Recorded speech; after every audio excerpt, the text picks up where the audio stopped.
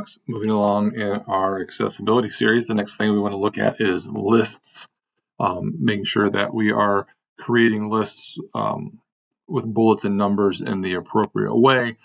This is probably a pretty easy topic for most of us to get into, so this one should be pretty short because I'm sure we've all used those options before, but just making sure that we're applying them appropriately.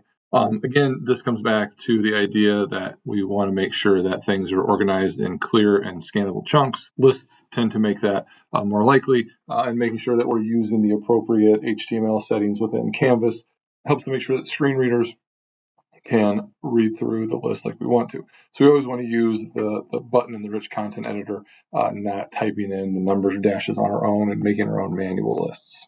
Like I mentioned, screen readers will read and announce the items properly when the list formatting is used. It might not always come across the right way when you manually put those things in there.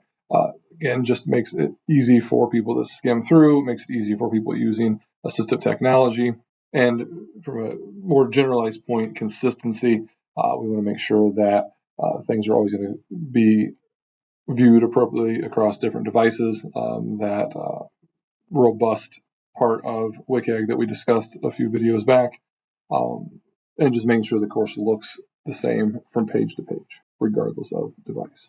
So we've got a couple different examples here. The biggest thing here is just making sure you're using the types in the right space.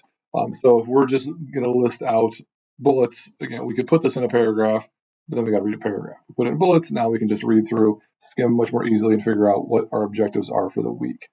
Because there is no order to this, we can use bullet points in that situation. When we go over to how to submit your assignment, now you'll see we use numbers because this does need to be done in order, so it's important to make sure that we use a numbered list in that situation. It's possible we could have a mixed list in a situation where maybe we are looking at how to attach a file to an assignment. That would obviously have some steps that we would need to follow in order, but we might need to put some subpoints in there detailing some other information just to further break it down and make it easier to see. So we would go through and then just tab in that situation, and then it would change it to a letter. Sometimes it might change it to a bullet point. It just kind of depends on the program you're using. So we'll flip over here to Canvas real quick. Information's already been added. So this is one that we said we're trying to submit our assignment. So how do we submit it? That requires steps. So we would want to make this a numbered list. So we come up and click on the arrow, and it's kind of small, but you can see it says default numerical ordered list when we hover, and it adds our 1, 2, 3, 4. If I needed to go through and include some other information, press enter. I can tab over. This one just adds a subpoint to one. If I did need to make this into a mixed list, I could always go down and press enter to add another point to my list. And then I can use the tab key, or I could also use the increase or decrease indent key here as well. In this instance, it just gives me another one in the list, but I could type in my information and I would be there. If we want to take a look behind the scenes of what it looks like, what this is saying is, oh, well, we're using an ordered list, and then it puts the points of the list in there, and it says we're closing out our ordered list.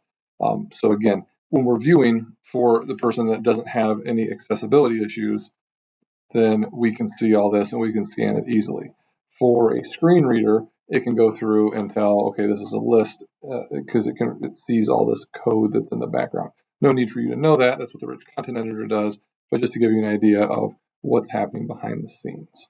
So to wrap up, things we want to do, use the list button in the content editor, make sure that we're using our ordered lists for step-by-step and unordered lists for groups of ideas.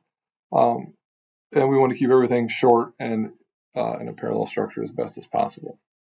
Don't add your own dashes or numbers manually, and don't overuse too many lists. Don't get lists inside of lists inside of lists, because it can kind of become a little too confusing. We can overdo it as well.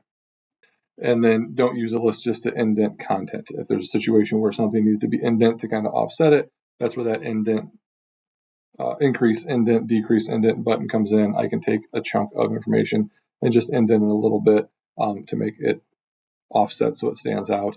I don't need to put that into a list necessarily, because again, that's just going to cause issues for that screen reader. So hopefully this helps with the concept on making lists.